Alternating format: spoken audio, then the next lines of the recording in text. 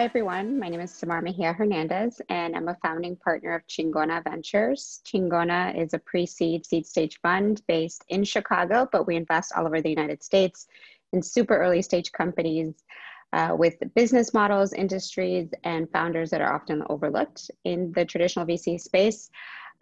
We don't exclusively focus on Latino, Black, or women founders, but 60% of the CEOs in our portfolio are women, 40% are Latino, 40% are Black, and we're very proud of that.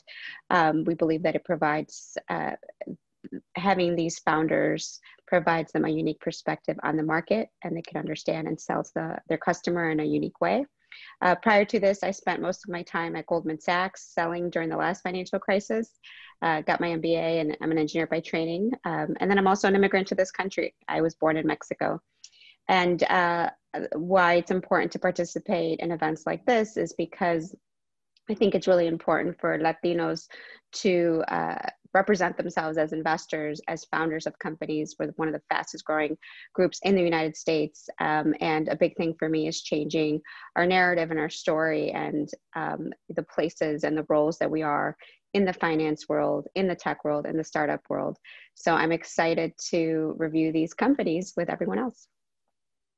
Sure. My name is Emanuel Pleitez, and interestingly enough, I started my career with Samara at Goldman Sachs. Maybe I maybe beat you by a couple years, but similar generation, which is interesting because I'm seeing a lot of the folks that I started my career with Goldman Sachs. Also, a number of years ago, I'm going to go to Austin here.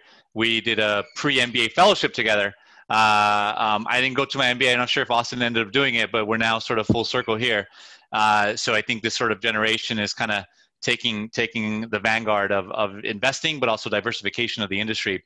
I've done a bunch of different things. I worked at McKinsey as a management consultant, saw a lot of different business models, different industries. I've worked inside of a consumer internet company as well as an enterprise software company. I've done an impact company in the ed tech world. And then I've been an investor in sort of a venture firm and a growth stage firm. So kind of have a bunch of different things to kind of draw on from experiences. And I was also an LP at a pension fund, the Los Angeles Fire and Police Pension System, appointed by the mayor of LA. So I've also allocated to a lot of different venture strategies and have sort of that perspective and sort of how venture capitalists look at different companies. I've been doing my own investing in the sort of early stage venture style world, but I've also looked at companies that are more majority style investing, where you buy a majority stake in a company and you sort of take a lot of control. So familiar with that investing, and that's what I've been building through East Los Capital as a more lower middle market private equity vehicle. Of the investments that I've made, the majority of them have been to people of color. And 40% of them have been to women. I am not an impact investor, but I sort of have impact infused throughout my life. So I think of things probably through a different lens than most venture capitalists in Silicon Valley. However, I'm very attuned to sort of what the typical Silicon Valley venture capitalist is looking for. And so I love being hands-on with all my companies and sort of helping them kind of take it to the next level, where you understand what the sort of, big VC types are looking for, but also you're determining your own strategy of whether or not you're going down to sort of raise a bunch of money through venture capitalists, but also, whether or not you just want to build your own company and retain a bigger share of the company, which I think is also a good path for a lot of people. And so there's no one size fits all. And so you need to understand every business through your lens, but also the lens of the founder and their interests. So that's my background. Excited to be here and join forces with the rest of the investors on the panel and look at as many companies and also share history with Jose. We've known each other now many years, although we haven't stayed as close in touch. But obviously, super respect all your experience in this space and looking at businesses in a bunch of different industries. Hi, everyone. My name is Austin Clements. Super excited to be here. I'm the managing partner of an early stage venture fund called Slauson & Co. We invest in pre-seed and seed stage companies based in Los Angeles. We're based in Los Angeles. We invest nationally. In addition to that, I'm the managing director of Grid 110, which is an accelerator based in LA. Also, that is focused specifically on LA now.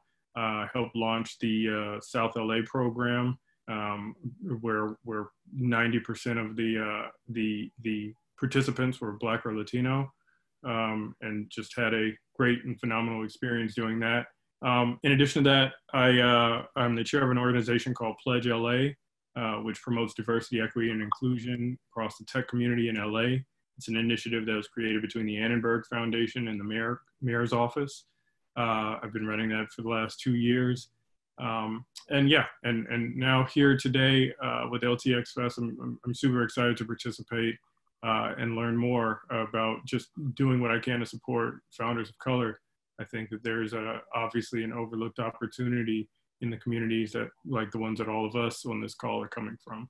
So excited to continue supporting and learning more. Good afternoon, everybody. My name is Jose Corona. I'm the head of programs and partnerships for Eat, Learn, Play Foundation, which is the philanthropic foundation of Steph and Aisha Curry. You know, Stephen from the Warriors, Aisha from an entrepreneur, author, and TV personality. So I lead all the grant making for the foundation, and soon we're also going to launch a impact investing arm of the foundation. Prior to this, I spent the first term of Mayor Libby Schaaf's office here in Oakland as her Director of Economic Development and Partnerships. So leading all the economic development efforts and entrepreneurship opportunities for the city of Oakland. And then prior to that, spent 10 years as CEO of ICA Fund Good Jobs, where we actually launched Fund Good Jobs, which is a venture private equity arm that invested in a lot of food production manufacturing companies here in Oakland with the goal of creating jobs. So as part of that, I sit on a couple local company boards where I help grow their organizations, but happy to be here with everybody. Nice to meet you, Austin and Samara and Emanuel. So I guess should we talk about Everlaunch? I love this like startup in a box type of concept is how I thought about it. A lot of first-time entrepreneurs need help, and there's been a lot of accelerators and studios and all sorts of things. I think it's overwhelming for founders to try to figure out like where to go and who's going to be in their best interest and who's not. And there's a lot of things out there. So I love this, what kind of YC did of standardizing certain documents and all that, but doing it, you know, kind of in all the encompassing parts of the business. I don't know from these businesses, like what the end goal is, right?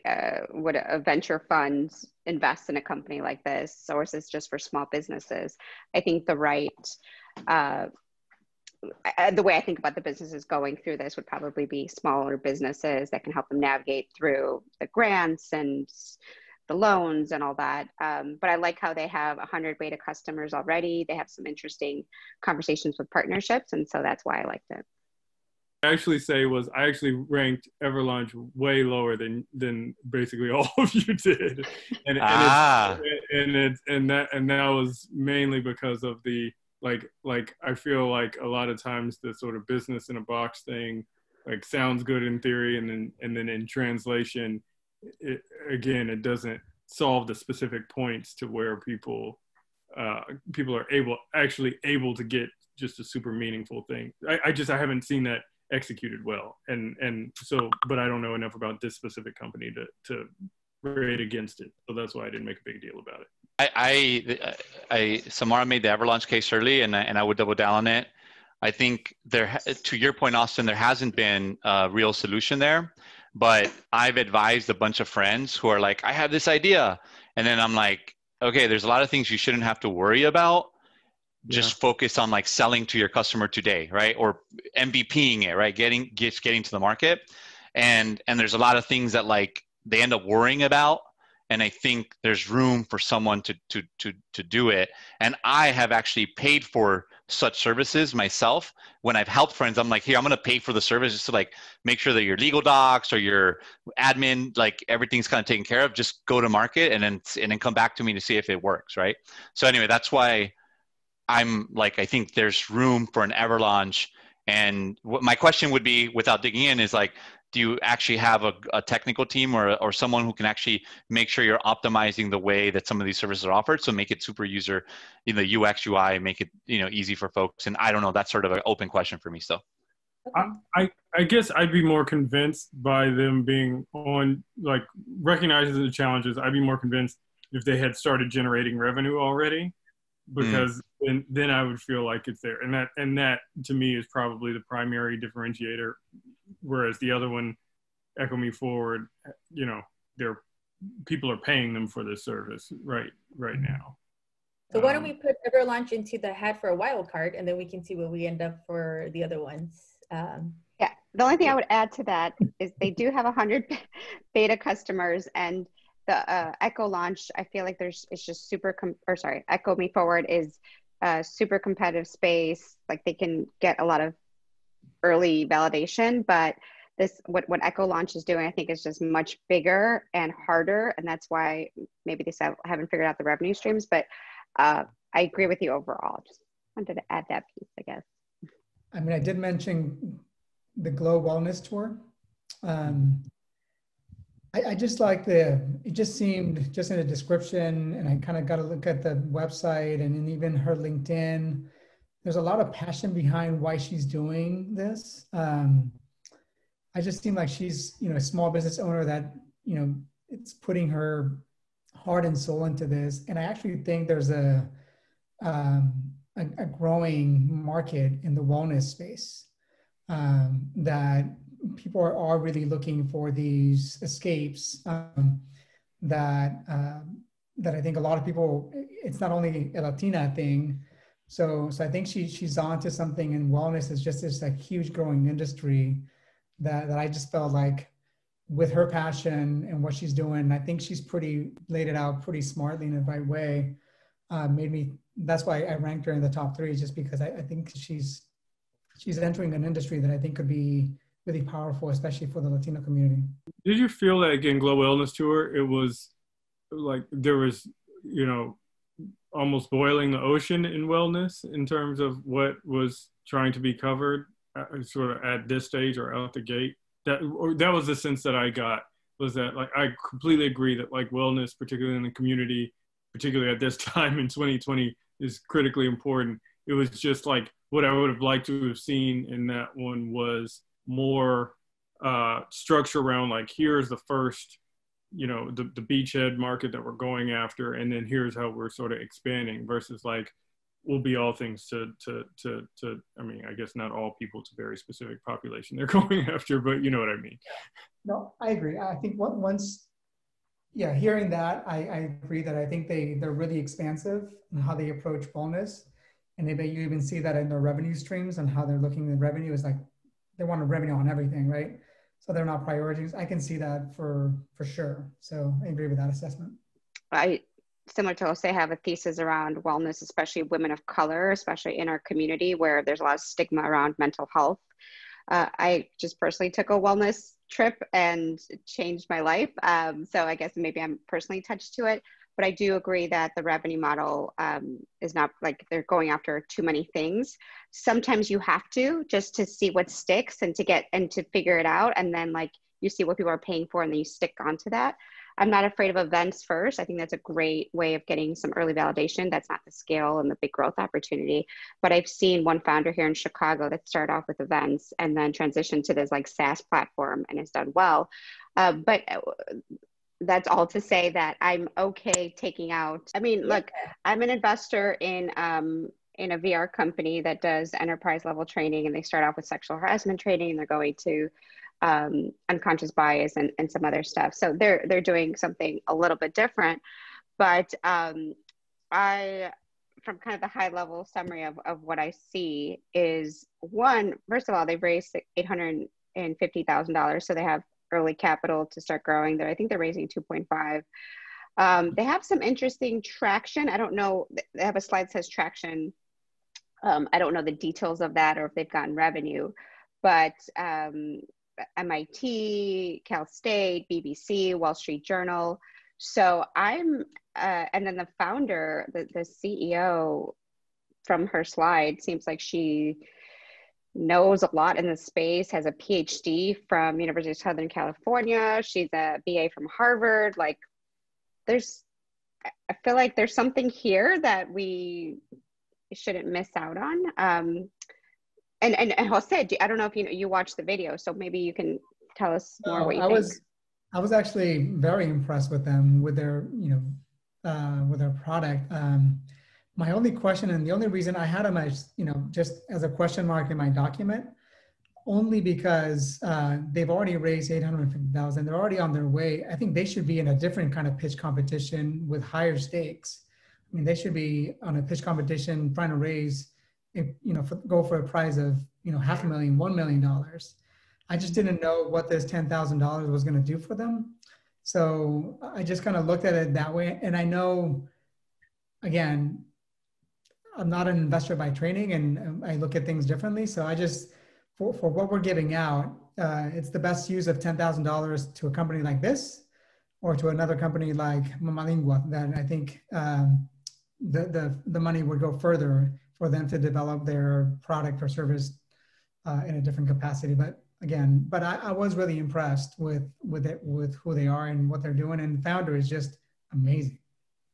I personally would take the other track of like, if they're the best, they're the best, right? Like that's kind of how I see it. So, and they applied, right? So, I don't know. That's how I see it. But I hear you, and I'm sympathetic to everything you all said. But I'm just more of like, hey, Like I totally respect what you said. I totally respect that if we go back to Emblematic Group, and if we all agree that they are an amazing company, they should, we should go with that. I mean, it's, I don't want to take back everything that I said about where the $10,000 would go completely, but I totally get what you're saying, Emanuel, that, they did apply, they did show their product. It seems like at least some of us feel like they're a top company with a great product. We should definitely take that into consideration. So, Decennial Digital.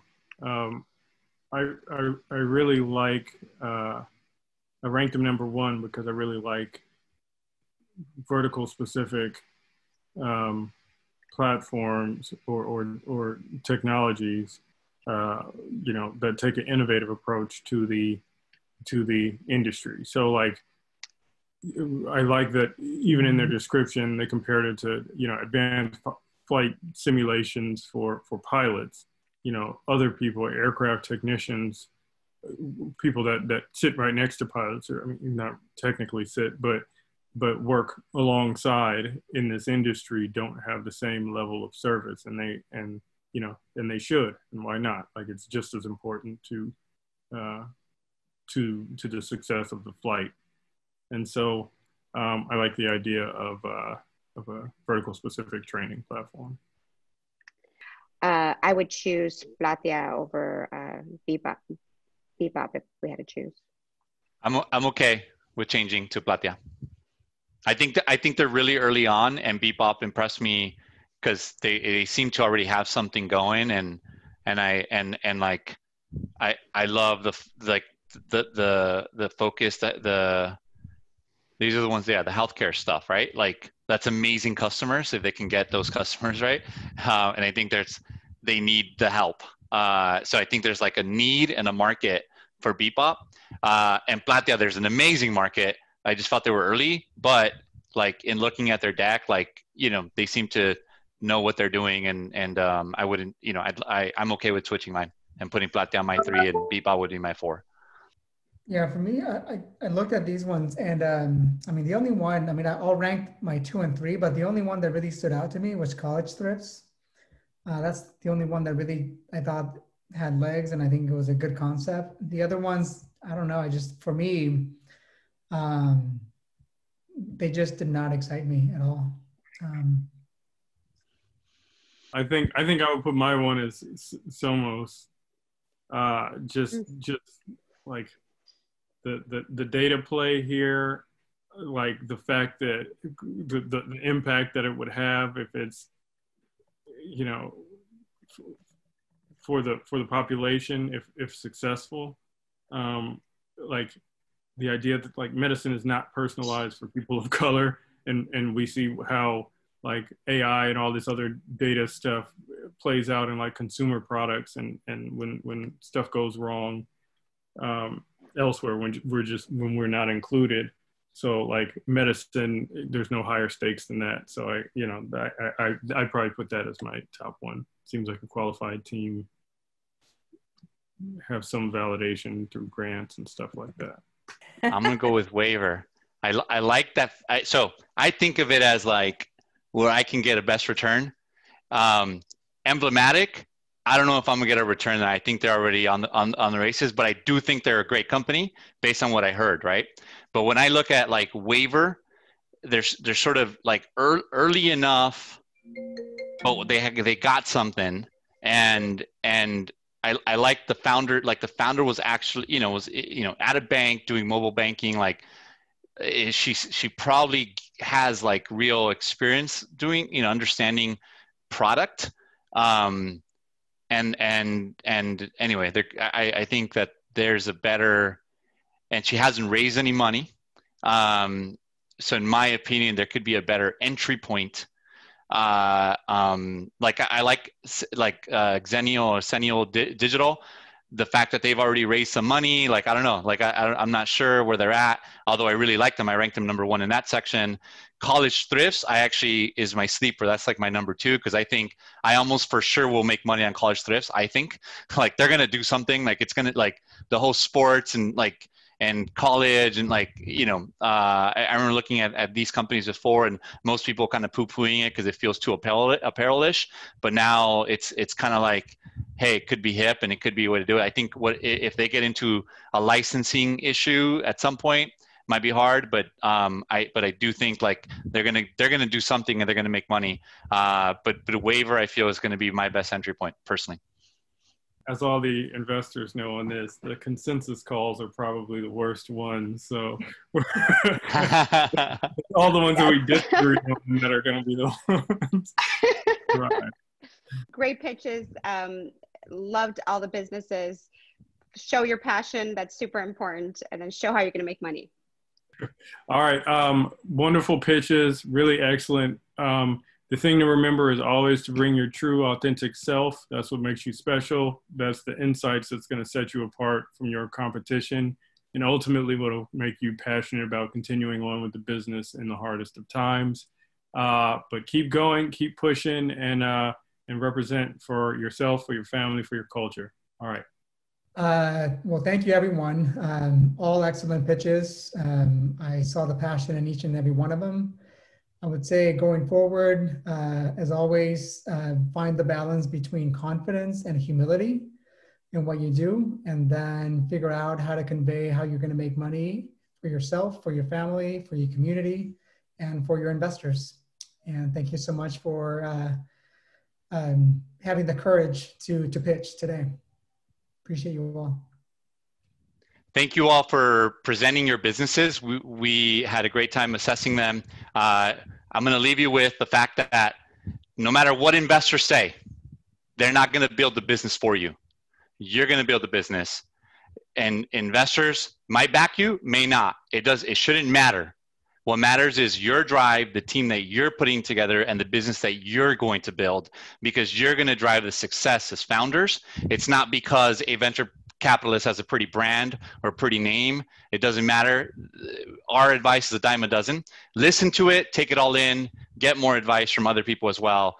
But you are the person that's going to drive the business. Your team is going to make the business successful. And I'll echo a couple of things that other folks said, like go out and find customers, right? Samara said something like that. Austin said, be authentic. Like be authentic. Authenticity is going to make your business successful to your customers, to your investors, to all your stakeholders around you.